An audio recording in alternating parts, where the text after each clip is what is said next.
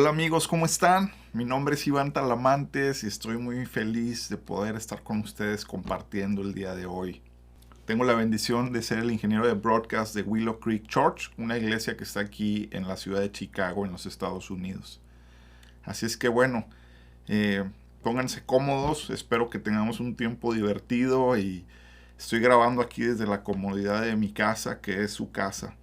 Así es que bueno, voy a poner unas gráficas donde voy a tratar de uh, ponerme acá. Bien, estoy en esta cámara ahora y pues bueno, vamos a empezar. Como ya les decía, mi nombre es Iván Talamantes y quisiera que algunas de las reglas que pudiéramos charlar hoy serían, pues pónganse cómodos, las preguntas son bienvenidas y así es que disfrutemos. Vamos a estar hablando acerca del broadcast mix, que es mezclar audio para las plataformas digitales hoy en día, donde estar mezclando para lo que se hace, lo que se transmite hacia el internet, pues es crucial en estos tiempos donde todos tenemos la necesidad de mandar un mensaje usando las redes sociales. Algunos valores a considerar. Voy a mover aquí esto para que no se corte. Yo tengo una regla muy sencilla, que es: si lo ves en el escenario, pues lo tienes que oír. Los ambientes, la respuesta de los ambientes son cruciales. Si hay gente cantando, gente aplaudiendo, eso hay que estar buscando esos momentos para poderlos imprimir en la mezcla. La imagen estéreo y obviamente también la compatibilidad mono. Es muy importante que nuestra mezcla sea compatible en dispositivos monos también. La respuesta de frecuencia es algo de lo que vamos a estar hablando, y la dinámica también del contenido que estamos mezclando. Como una nota adicional, tengo esta lectura: es mi deseo que cada persona que está escuchando en línea pueda sentir como si estuviera en el cuarto.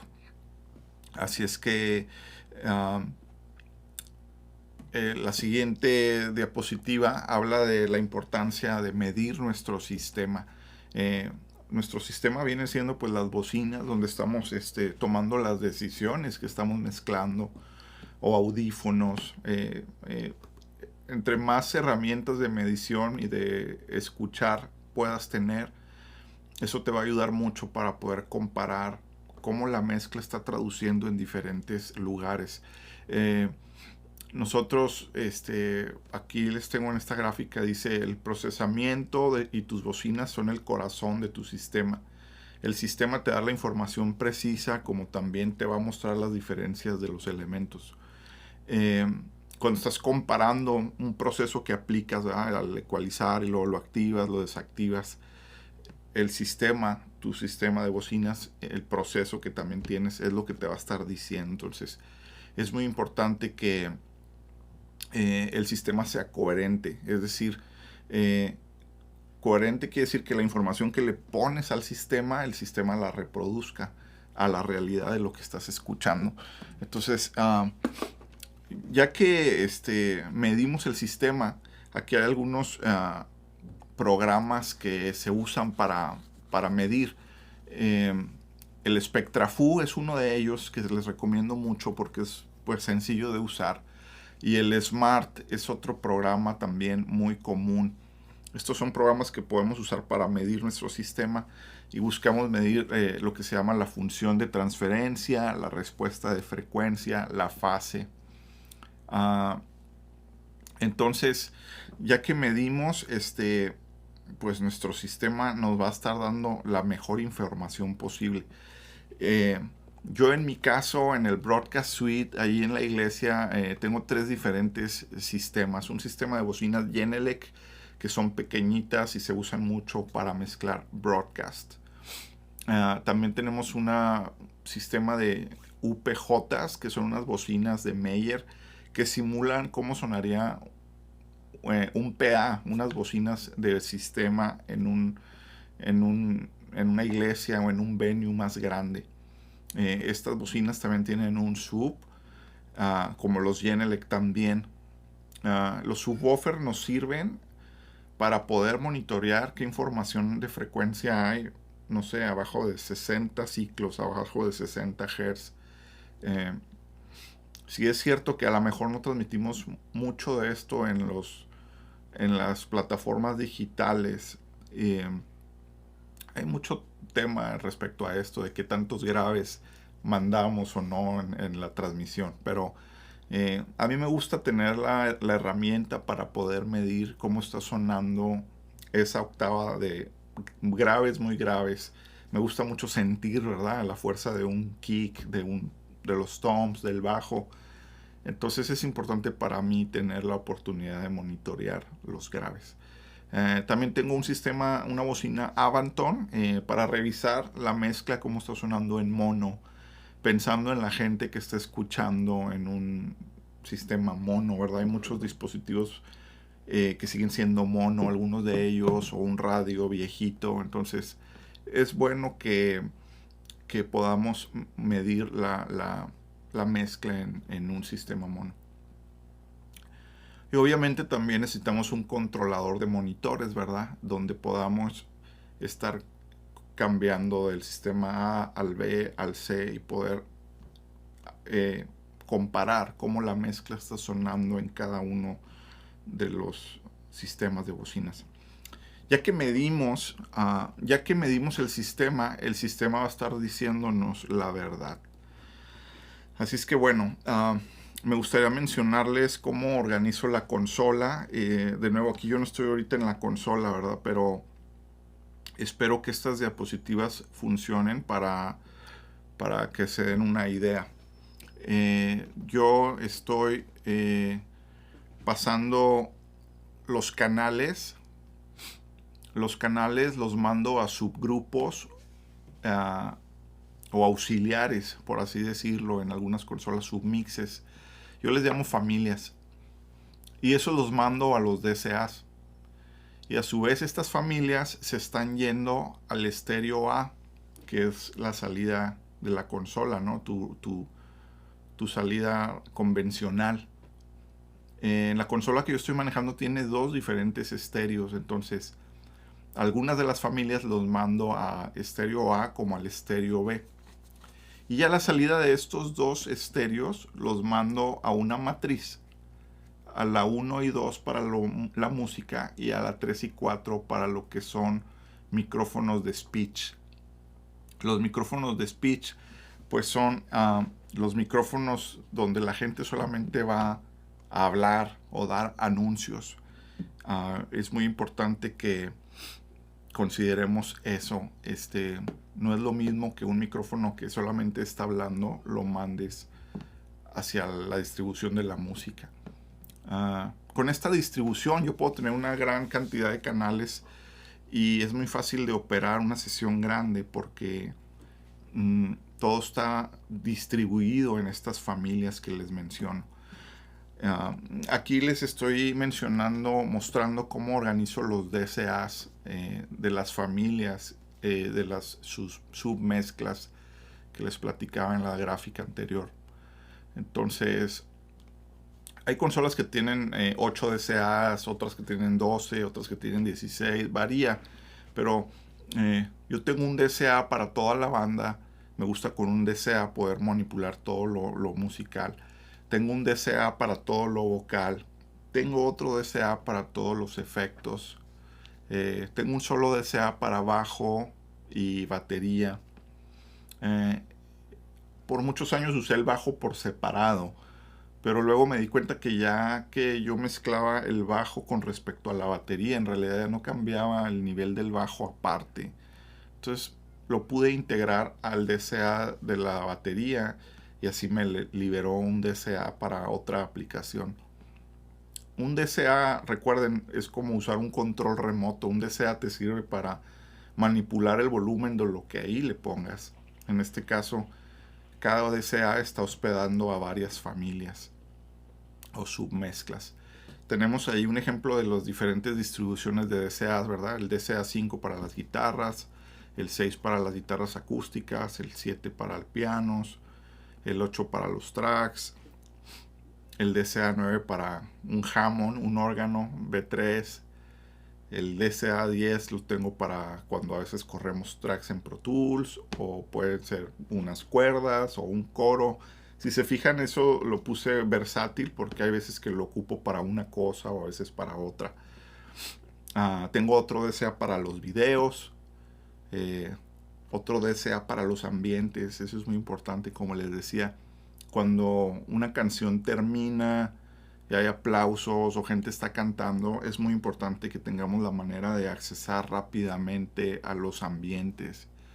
Y de esa manera, teniéndolos en un DSA, puedo rápidamente accesar a los ambientes. Entonces, bueno, yo quiero invitarles el día de hoy a esta charla, pues a presentarles este nuevo concepto, ¿verdad? Así es el título que yo le estoy poniendo en realidad, pero básicamente es que desarrollemos un concepto de más percepción y menos realidad. Y a lo que yo me refiero con eso es lo siguiente. En esta gráfica les estoy mostrando dos diferentes formas de medición. Lo que era lo que es sistema de loudness units at full scale, LUFS, contra niveles de pico o RMS. Entonces, básicamente la idea de esto es que nosotros podamos ir desarrollando o analizando lo que es un viejo pensamiento y un nuevo pensamiento. Y a lo que me refiero con eso es a lo siguiente. En el viejo pensamiento, una onda está muy estresada. Si se fijan, a veces cruzando la pared de 0 decibeles, más a veces la gente todavía le pone un limitador para subir más el volumen de cruzando el 0 del audio. En este pensamiento no hay espacio para dinámicas. En muchas ocasiones el contenido está distorsionado. No más que a veces no lo vemos porque el limitador está absorbiendo todo eso, pero el contenido pudiera estar potencialmente distorsionado. El material se siente como si alguien estuviera gritándote todo el tiempo. No sé si han escuchado hablar de Loudness World, de la guerra de los volúmenes. En el nuevo pensamiento, lo que estamos tratando de hacer es tener una onda saludable que tiene espacio para movimiento.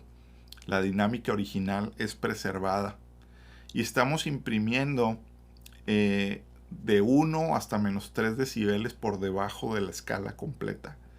Entonces, con esta idea ya no hay necesidad de usar un limitador, ya que en la parte fuerte del material estamos por debajo de la zona de riesgo. Estamos por debajo del 0. Entonces, algunas herramientas que usamos para medir loops, venden un dispositivo que se llama Clarity M de la compañía de TC Electronics. Es este dispositivo que está a la izquierda. Este dispositivo que está ahí a la izquierda, y si usas plugins con Waves, está este que se llama WLM, que están dándonos un lenguaje de loops que viene siendo unidades de volumen, de percepción de volumen, que es el lenguaje en el que estamos midiendo transmisiones de broadcast. Un poco de conocimiento de cómo están las diferentes plataformas midiendo y usando diferentes rangos de unidades de LUFS, Loudness Units at Full Scale. Entonces, si se fijan, Apple Music tiene ahí un rango de menos 16, Amazon Music de menos 14, YouTube de menos 13, Spotify de menos 14, Tidal de menos 14 también.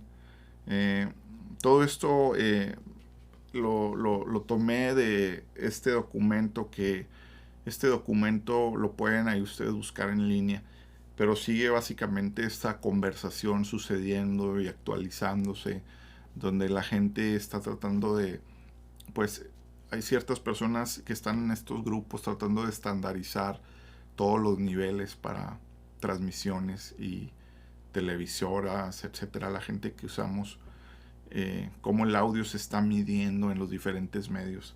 Así es que, bueno, y pues como todas las plataformas tienen diferentes niveles, llega un momento en que uno tiene que decidir, bueno, sobre cuál me ajusto, sobre cuál sería mi target. Y entonces, yo la invitación que quisiera darles es, bueno, dejemos de pensar en qué número es el que necesito, sino que realmente nos preocupemos más en que la mezcla sea muy buena y ya después nos preocupemos de cómo alcanzar un número o algún target. Pero bueno, algunos niveles que yo les recomiendo y que yo he estado usando por los últimos años son estos. Yo he estado imprimiendo las mezclas a menos 15 loops para la música y como a menos 20 para el contenido hablado o micrófonos de speech. Como les decía, no es lo mismo alguien que está cantando en un micrófono que alguien que simplemente está hablando. Entonces es importante que tengamos eso en mente. Con este nuevo pensamiento, ¿verdad? La idea es que las mezclas, usemos las diferentes herramientas y técnicas para que el material que estamos mezclando se perciba que está muy grande y muy fuerte, cuando en realidad estaríamos abajo del 0 decibeles de escala completa. Y a eso me refiero cuando hablamos de este concepto de más percepción, menos realidad. Yo estoy imprimiendo con una respuesta de frecuencia las mezclas bastante generosa, es decir, ahorita que hablábamos de la importancia de tener subwoofers o unas bocinas que reproduzcan una alta gama de frecuencias, yo estoy reproduciendo la mezcla de broadcast aproximadamente de 30 a 17 kilohertz. Es una respuesta de agudos importante para que las mezclas también traduzcan en pequeños dispositivos como teléfonos y laptops. Si les muestro una fotografía de cómo se vería esto, aquí más o menos, estoy mostrándoles cómo es una respuesta de frecuencia de toda la mezcla. Tenía asignado solamente un canal. No es que no esté estéreo esto, sino que solamente estaba en un canal tenía la música y en otro tenía monitoreando el volumen de speech. Por eso solamente ven una línea ahí en esta fotografía. Pero lo que quiero básicamente que vean es la respuesta de frecuencia. Entonces, si se fijan, tengo un contenido bastante en la línea rosa. Estoy analizando que tengo un contenido de frecuencia desde más o menos 30 Hz hasta 16, 17 kHz. Tengo ahí contenido, entonces ya la curva empieza a caer. Esto está en una sesión de SpectraFu, que es el programa que les recomendaba para medir, y está a 96 kHz la muestra. Entonces, si se fijan ahí en un círculo amarillo, está 16 kHz, que se ve que todavía hay información ahí y aún más, y luego ya empieza a caer. Entonces, pues estos son como aspectos generales de cosas que hago para el broadcast. Yo sé que hay mucho que podemos abarcar, pero me gustaría,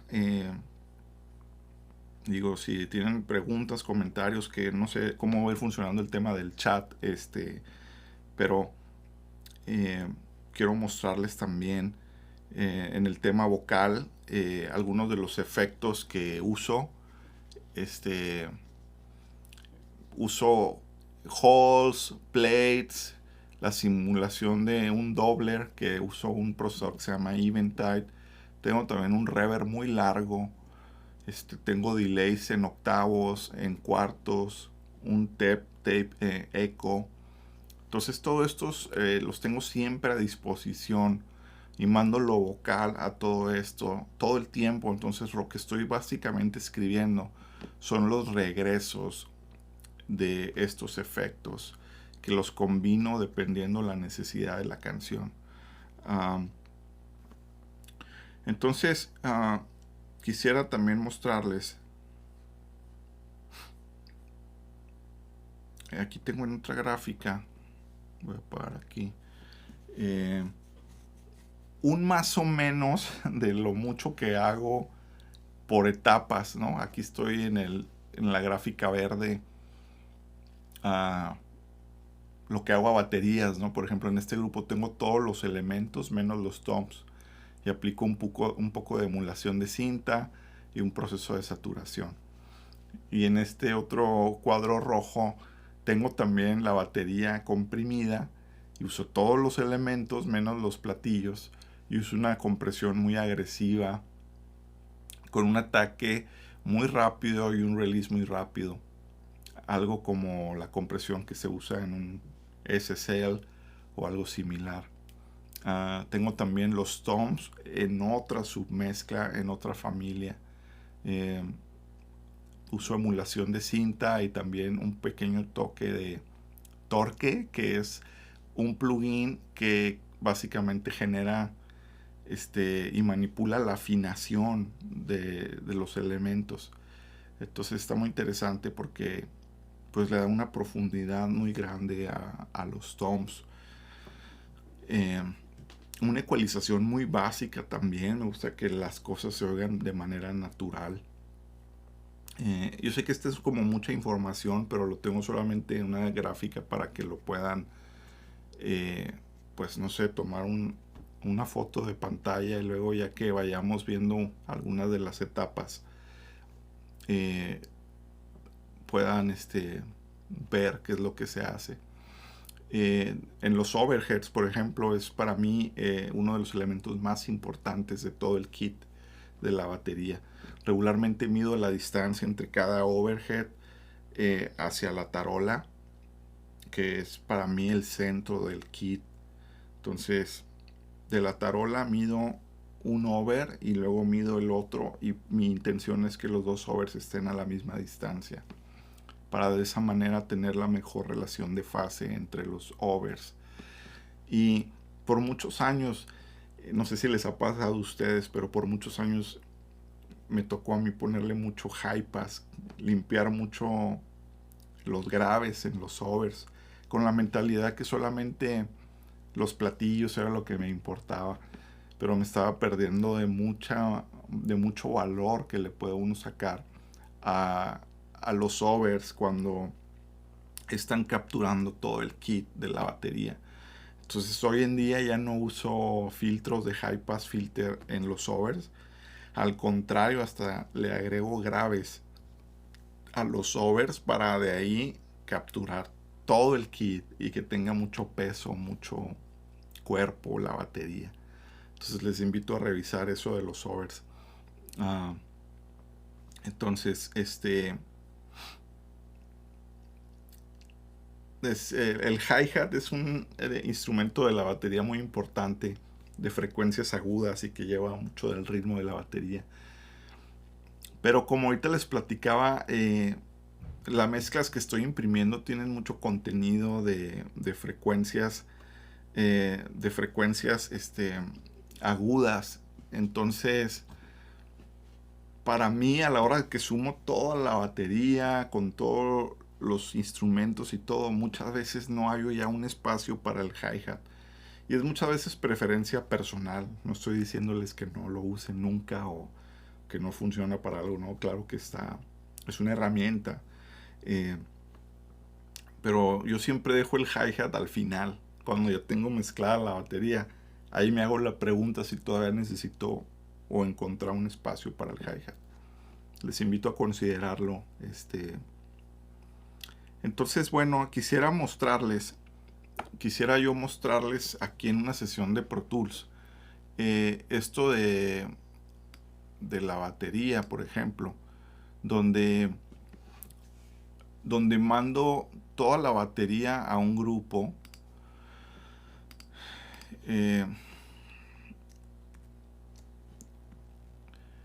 Entonces la batería está llegando a este grupo y a su vez estamos mandando la batería a otro grupo que tiene una pequeña saturación. Entonces aquí le pongo, voy a ponerle saturación, y acá en este otro es una batería con compresión. Y entonces, como ahorita les platicaba, vamos a escuchar esta batería.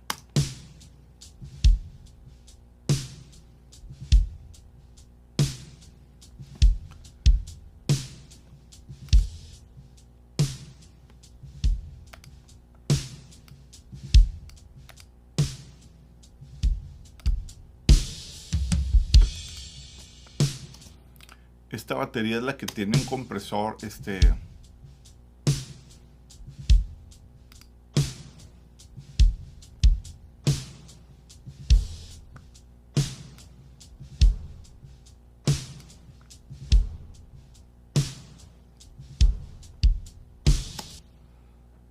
entonces a la batería con compresión, si se fijan aquí, esta es una entrada que se llama 3 y 4 de esta sesión de Pro Tools.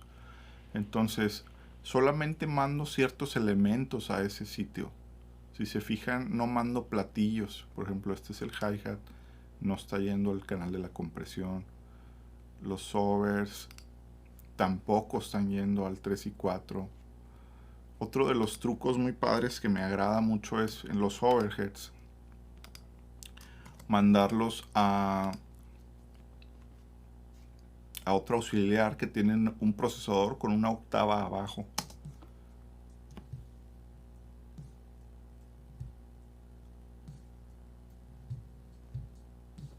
Entonces esos los mando, los overheads, los estoy mandando a un procesador. En este caso es un auxiliar que está simulando a una submezcla de alguna consola. Y a tiene, aquí estoy usando un doubler, ¿verdad? En el que le estoy bajando una octava con estos dos,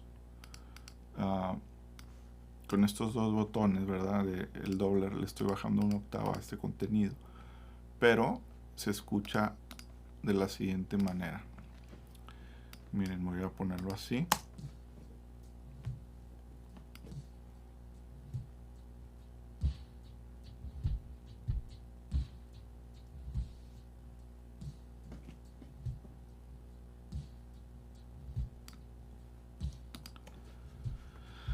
Entonces, si se fijan, le agrega mucho peso a la batería.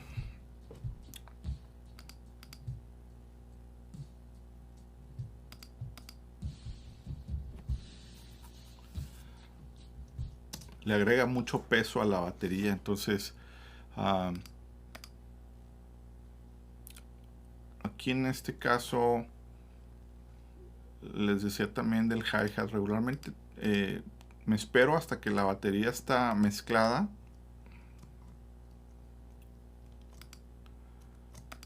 Y luego ya le busco espacio al hi-hat.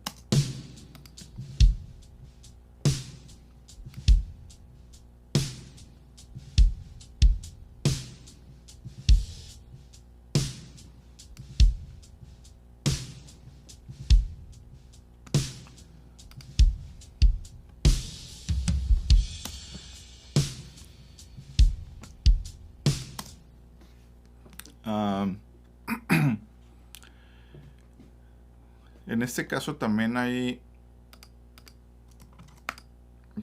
un room.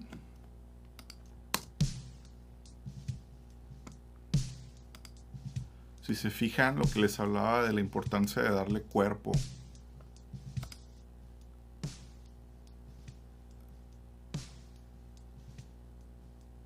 Así es como venía.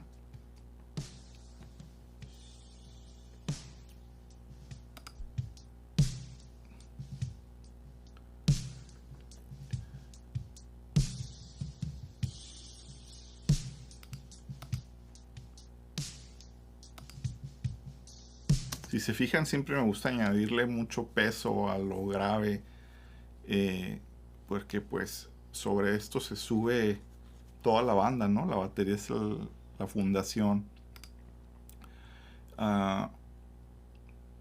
Asimismo, no sé, no les mostré, tengo un batería con saturación, que este es solamente pues una distorsión, un overdrive así tranquilito, está mandando toda la batería. Si se fijan, de toda la batería, esta sería toda la batería, lo mando a este que es drum saturación con el 31 y 32. Aquí está. Vamos a escucharlo. Voy a bajarlo. Vamos a escucharlo.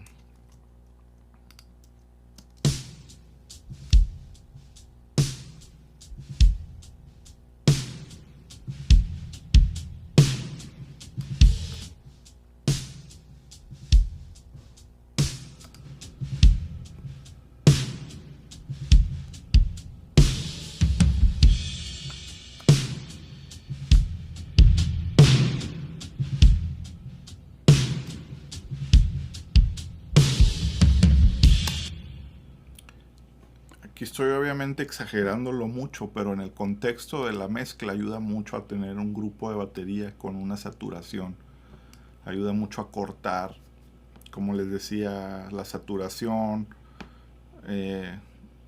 Ayuda para que los elementos corten más en una mezcla. Entonces, de nuevo, hablándoles del concepto de más percepción, menos realidad, pues la idea es que tengamos que podamos ofrecer más percepción de que la batería está muy fuerte, pero podemos simplemente empezar a generar técnicas como estas. Vamos a sumarle el bajo.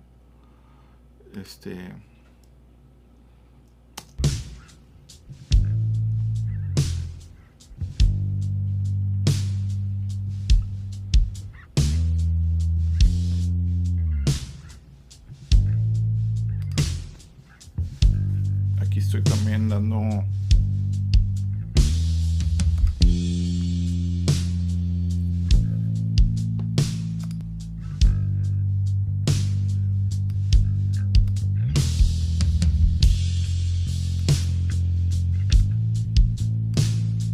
usando también, dándole peso en los graves. Estoy subiendo, si oigan, aquí estoy dándole mucha claridad a la cuerda del bajo, porque pues no porque sea un instrumento que lleva frecuencias graves, en mi mente o en mi opinión debería ser oscuro.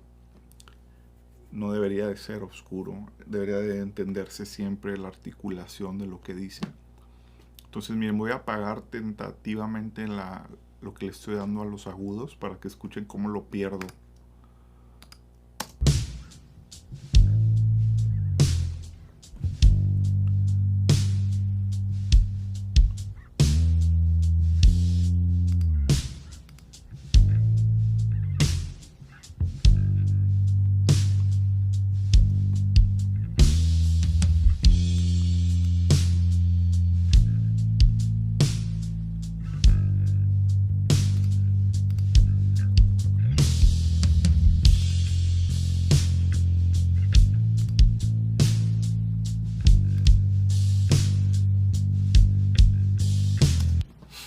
Entonces, bueno, ese es un tip de bajo, ¿no? De que utilizo, no sé, subir 3 kHz, 4, 5, depende ahí de la necesidad. Pero lo que quiero decir es nunca tengan miedo de mover botones y de subir perillas hasta que tengan el sonido de lo que buscan y lo de que necesitan para que corte bien ese instrumento. Aquí en esta diapositiva básicamente estoy hablando de que tengo el canal clean, por así decirlo, el canal original del bajo, y luego otro canal con compresión paralela. Y ahí el tip sería, para frecuencias bajas siempre ayuda el uso de la saturación.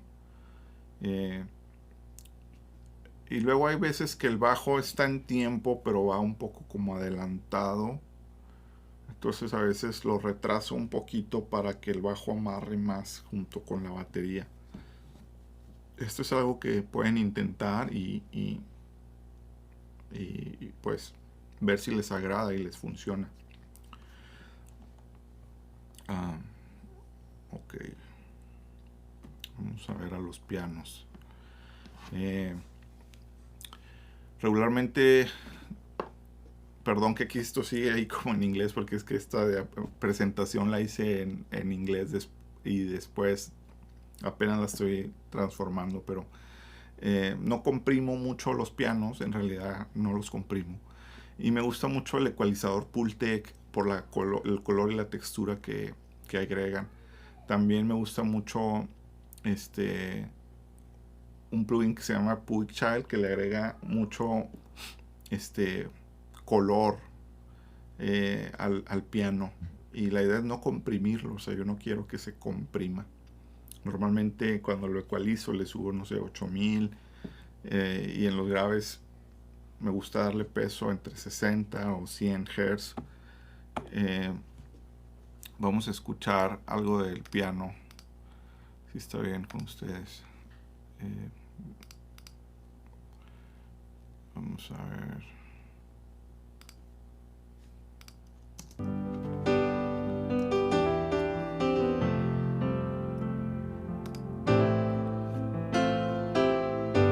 Aquí está, miren, dándole.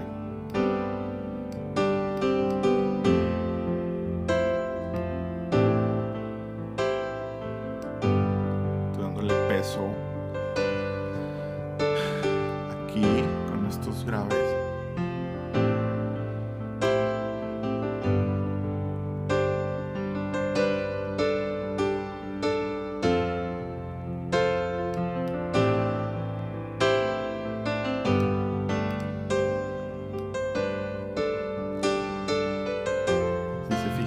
Varía mucho como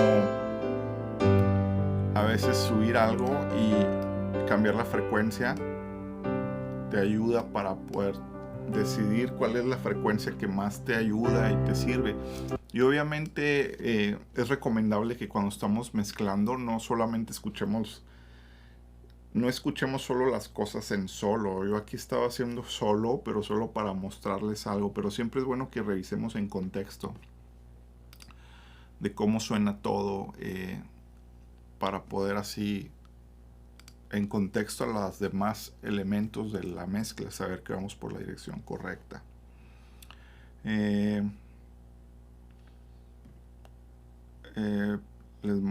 decía que también en el mismo piano les hablaba de la importancia de no comprimir. Y les decía que me gustaba mucho esta unidad. Perdón, aquí solo.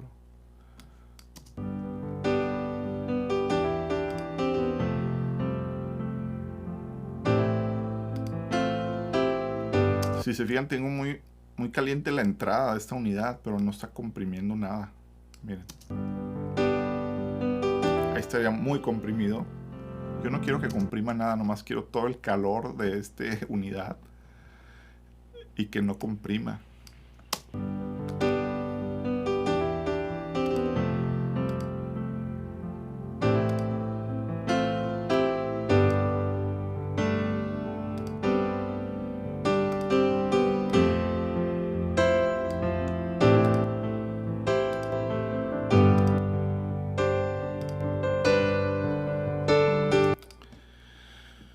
Vamos a escuchar hasta ahí piano y baterías.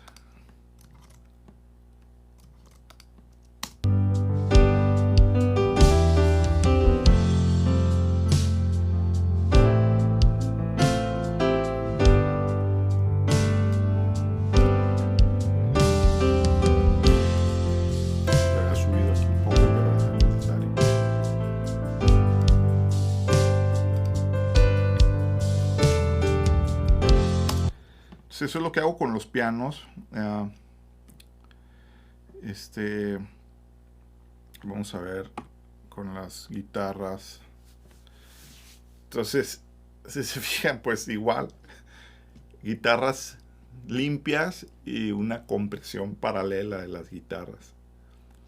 Regularmente no comprimo las guitarras en sus canales individuales. Simplemente hago high pass filter, low pass filter, y si alguna frecuencia me molesta, pues hago uso de algún deesser. Y ustedes saben, un deesser pues atenúa la frecuencia que en su momento ustedes elijan. Entonces, vamos a escuchar algo de guitarras.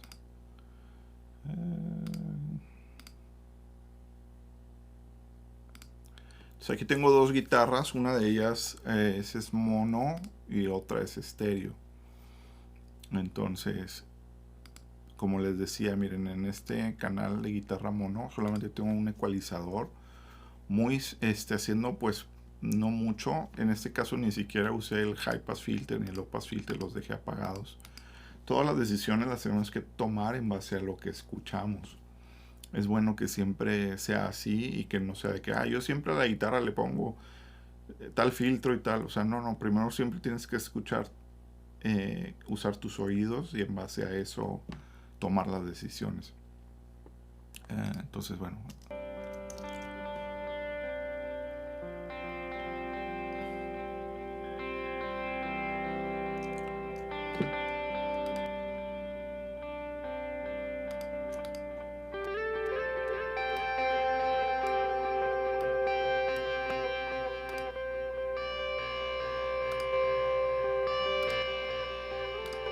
Si se fijan, es muy sutil el cambio.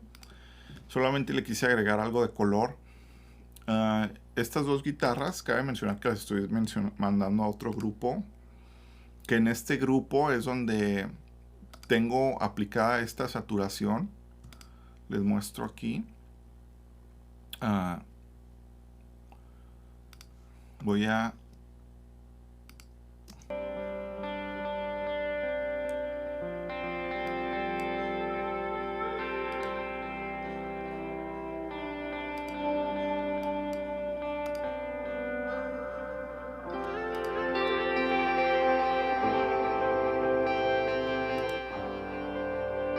Se fijan cómo cambia.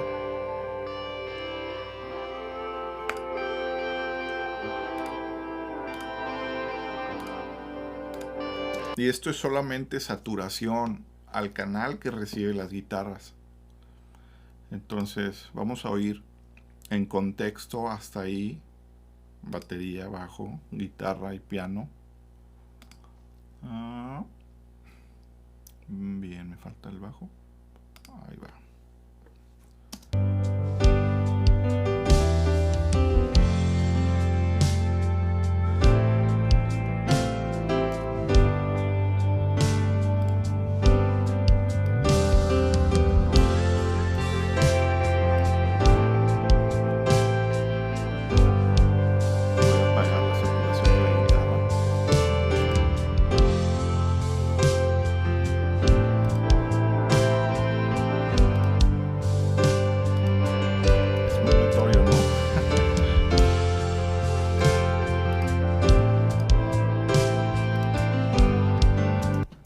Entonces, bueno, es que hay tanto que quisiera mostrarles, pero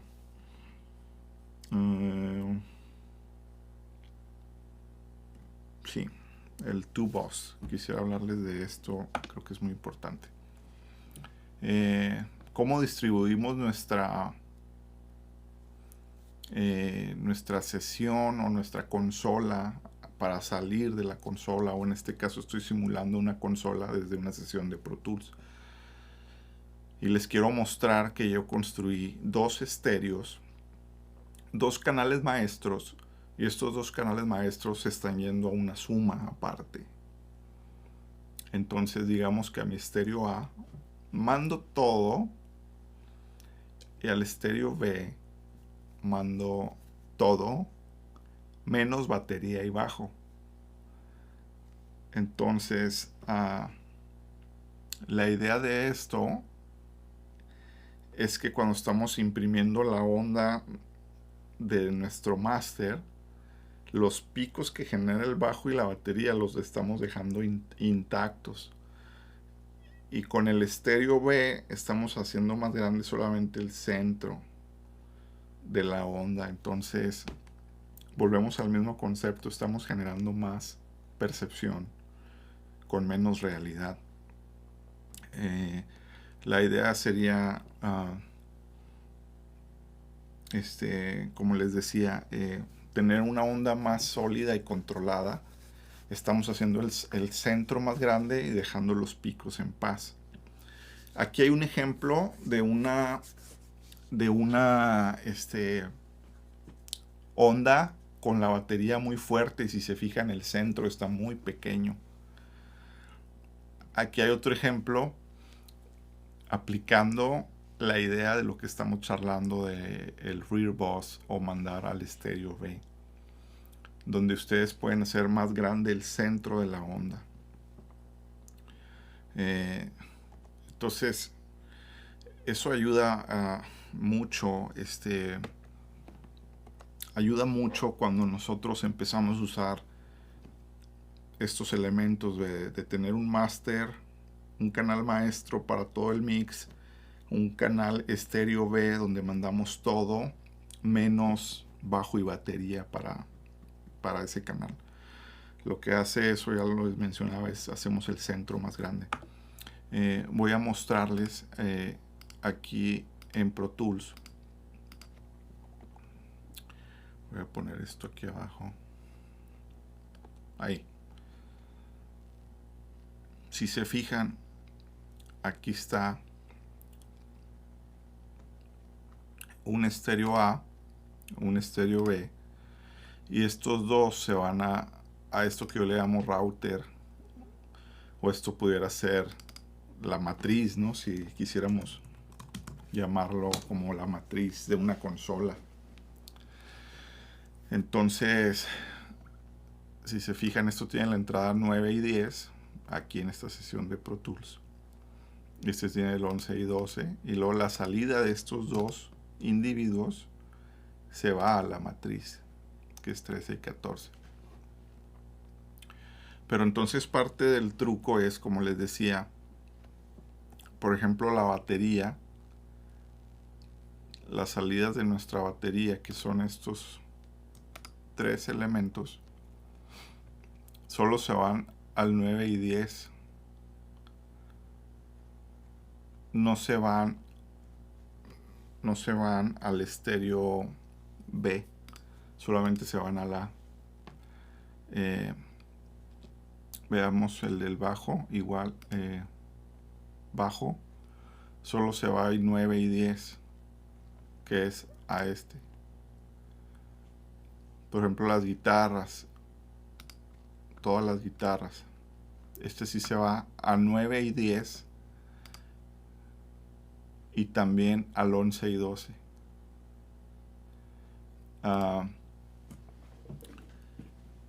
Entonces de esa manera se está yendo, por ejemplo, a ambos estéreos.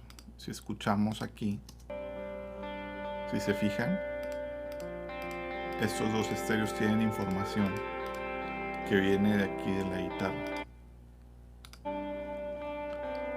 Y estos dos se van a la matriz. Y de aquí ya imprimimos, pues salimos de la consola o imprimimos aquí en la sesión de Pro Tools.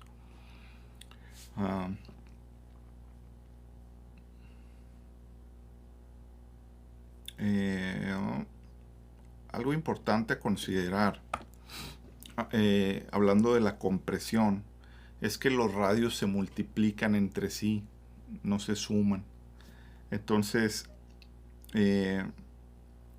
por ejemplo, si tenemos dos etapas de compresión, dos compresores con un radio de 10 a 1, voy a hacer algún ejemplo muy grande aquí. ¿Qué radio tendríamos? Como les mencionaba ahorita, mucha gente antes de tener esta charla hubiera dicho, bueno, pues tenemos 20, pero no. Es que los radios no se suman, se multiplican. Entonces no tendríamos un radio de 20, tendríamos un radio de 100. Entonces, cuando consideramos eso, nos va a ayudar a tener radios más pequeños en toda la sesión o en toda la escena. Porque es importante que tengamos mucho respeto por la fuente original, por la expresión original del instrumento. Mucha gente hoy en día quiere todo comprimirlo con las consolas digitales o con tantos plugins. Todo el mundo quiere comprimir todo y mucho. Y entonces cada vez que hacemos eso nos estamos alejando más de la intención de lo que la persona estaba intentando expresar o decir. Entonces, algo a considerar sería, si usas más compresión, vas a tener menos low end y le agregas estrés a la fuente. La onda ya no va a poder respirar.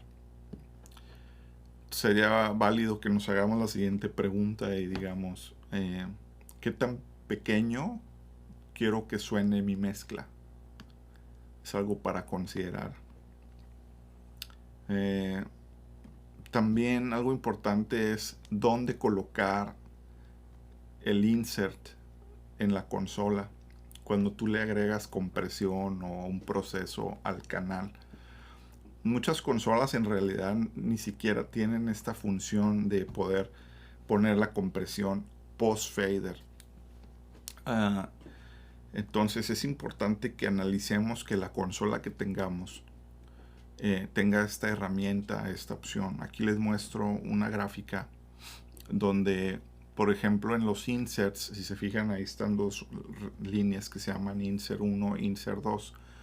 Yo aquí puedo seleccionar dónde quiero colocar los inserts. Por ejemplo, ese cuadro que está ahí arriba en el insert 1, al final está después del fader. Entonces, con esa decisión, si yo le aplicara un compresor ahí, quiere decir que mi movimiento del fader, y acá está el compresor después del fader, no antes. Entonces yo estoy mezclando, yo moviendo el fader, y yo con mi corazón y mi alma y mis sentimientos estoy reaccionando a cómo el cantante o el micrófono está actuando. Y yo le subo cuando necesito o yo le bajo cuando necesito. Y si me paso, el compresor está ahí para recibirme con las manos abiertas. Si yo comprimiera antes, pues ya estoy manipulando la dinámica original de la fuente. Entonces es algo a considerar. En el caso de Pro Tools, como ahorita les mostraba, por ejemplo, las guitarras, que son estas dos, pues no tienen compresión en su canal, sino que de aquí las mando a otro sitio. Y aquí es donde ya pudiera yo en su momento aplicar una compresión muy sencilla. En este caso ni siquiera fue necesario. Preferí simplemente usar saturación con este elemento. Entonces, de nuevo, no es porque siempre hay que hacer esto en esto. Siempre las guitarras llevan compresión. De hecho, en este caso no lo usé. Las dejé al natural. Entonces, en lo vocal, esto es muy importante, que la compresión se encuentre post fader. Al menos es algo que me ha funcionado muy bien y lo he estado así usando por los últimos años. Tengo aquí una gráfica donde les menciono lo vocal, ¿verdad? Un grupo para lead vocal, otro para background vocals. Lead significa la gente líder que está cantando una canción, y los BGV significan background vocals, son los coros o coristas. Y me gusta mucho, pues, dos compresores para usar solamente color mayormente, el LA2 o el 1176. Pero de nuevo, como los uso post fader, pues solamente estoy coloreando, sigo yo en control de las dinámicas. Entonces, si se fijan en mi orden de elementos, pues tengo los filtros de high pass filter, filtro de graves, filtro de agudos, un de-esser si alguna frecuencia me molesta, una ecualización básica, y luego ya un 1176 o un LA2 post fader. Y ya si necesito algo para atenuar más, algo específico, pues uso algo como el C6 o el F6 de Waves, que son excelentes herramientas para lo vocal. Voy a mostrarles aquí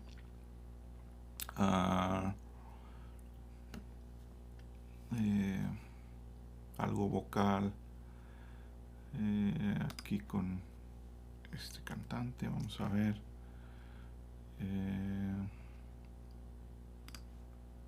It's your breath in our lungs, so we pour out a praise. Si se fijan, como les decía, pues tengo un ecualizador muy básico. Miren, estoy dándole un filtro bien pequeño aquí de agudos, otro de graves, atenuándole aquí bien poquito, medio decibel en 2000, agregando aquí, quitándole casi 2 decibeles en 1 kilohertz. Me gusta mucho cuidar eso, que no suene así, ja, ja, ja, ja. Eso se encuentra mucho entre 500, 1 kilohertz, 2000, 2 kilohertz. Es una frecuencia que pudiera ser molesta muy fácilmente al oído. Y aquí me gusta mucho el C6, como les mencionaba, porque puedo, con estas 12 orillas, esta y esta, yo puedo hacer notching, le llaman, se agarraron con un ancho de banda muy delgadito, muy pequeño, algunas frecuencias en particular, y esas que las atenúe. It's your breath in our lungs, so we pour out a praise, we pour out a praise, it's your breath. Entonces, si se fijan, aquí no tiene compresión en este canal, pero la estoy mandando a otro sitio que es donde está la compresión para esa voz. Entonces, si se fijan, aquí estoy simulando la compresión post fader, porque yo tengo su canal natural y ese canal natural lo mando a otro sitio, y aquí en este otro sitio es donde está la compresión. Entonces, esto está actuando con la compresión post fader. Si yo pusiera el compresor sobre su canal original, ya no estaría comportándose con la compresión post fader, sería pre fader. Entonces, bueno, es algo a considerar. En lo vocal, pues les platicaba que uso varios efectos. Yo aquí les mencioné varios de ellos. Un hold, un plate, delays. Creo que aquí en esta sesión no tengo tantos. De hecho, creo que usé menos.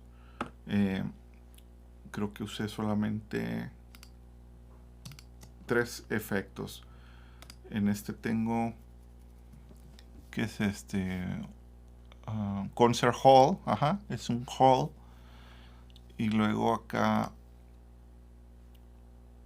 es también un hall de la 480, que es una emulación de una máquina de efecto. Y tengo un tercero que es este.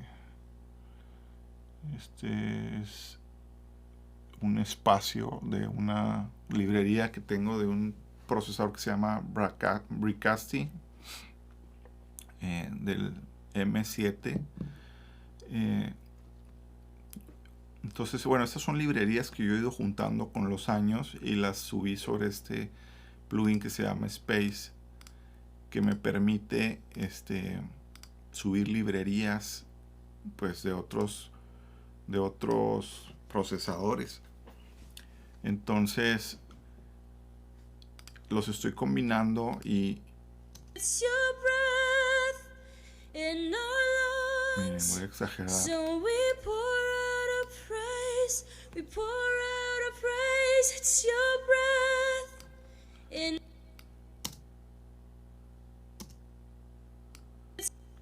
it's your breath in our lungs. Estoy exagerando mucho algún efecto, pero en conjunto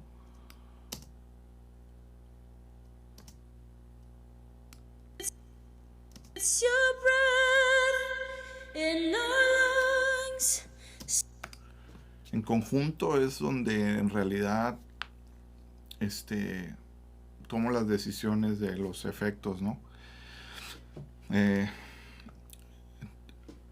Algo que también me gusta mucho hacer es, aquí obviamente yo estoy escribiendo las expresiones vocales, si se fijan.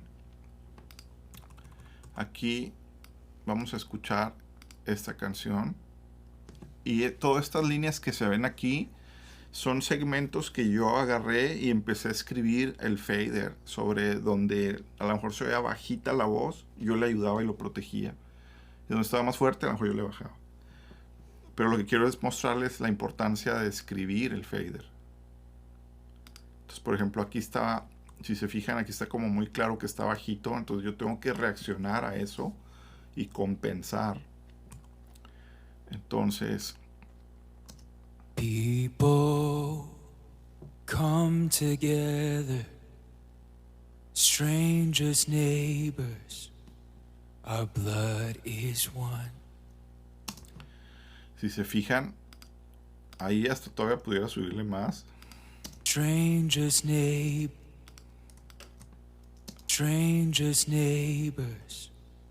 our blood is one. Entonces eso ya queda grabado ahí. Strangers, neighbors, our blood is one. Pero si se fijan, yo tuve que hacerlo. Entonces es diferente eso a cuando dejas que un compresor decida eso por ti. Por eso la importancia de que la compresión sea post-fader. Es solamente una recomendación, ¿verdad? En realidad pueden intentarlo. El mismo concepto aplica aquí. Miren, tengo la voz de Jaime, de James, y no tiene compresión en su canal original, pero de ahí lo mando a compresor 2. De aquí lo mando al canal que tiene en insert la compresión. Entonces, de la misma manera, la compresión está aparte del canal original. Entonces, bueno, creo que voy a ir cerrando. Obviamente me interesa mucho pues que puedan hacer preguntas y respuestas. Ha sido un tiempo maravilloso compartir con todos ustedes. Esta clase pues está así como bien práctica y muy relajada aquí desde casa, pero espero que les pueda servir de algo. Y no sé, algunos libros que quisiera recomendarles para que lean. Son libros que, bueno, estos libros están en inglés y no sé si toda la gente que nos está viendo tiene acceso a ellos, pero si tienen acceso a ellos se los recomiendo mucho. Algunos de ellos están en español también. Me falta otro que es el de Yamaha, que es como la Biblia del audio. Yamaha tiene un libro en español también, si no me equivoco, creo que lo tiene en español. Algunas frases que quisiera dejarles es: optimiza tus compromisos. Todo es importante, pero ¿qué es lo más importante para arreglar o resolver? Tu B debe sonar mejor que tu A. Me refiero a que cuántas veces le aplicamos un proceso a algo y ya no comparamos el B, o sea, el proceso, con lo que teníamos. Y pensamos que ya suena mejor porque simplemente suena más fuerte. No caigamos en esa trampa. Siempre revisemos que lo que hicimos, que lo que le aplicamos a la fuente suene mejor con lo que le agregaste que como lo tenías. Si esto no ha funcionado, vuelve a cambiar los settings y vuelve a comparar. Otra frase es: para impresionar a otros se requiere de mucho estrés, pero para expresar tu arte no. Así es que elige tu libertad, disfruta lo que haces. Estás haciendo un trabajo que involucra, sí, conocimiento, mucha mente, pero también mucho corazón. Siente la música, escucha la música y tú eres un músico más. Simplemente no estás arriba del escenario, estás atrás de una consola. pero es igual de valioso. Ah, Así es que bueno, les dejo aquí mi contacto. Me encantaría que me escriban y que sigamos en contacto. Les mando un abrazo. Espero que pues que este video haya sido de ayuda para ustedes. Chao, bendiciones, que tengan bonito día. Hasta pronto.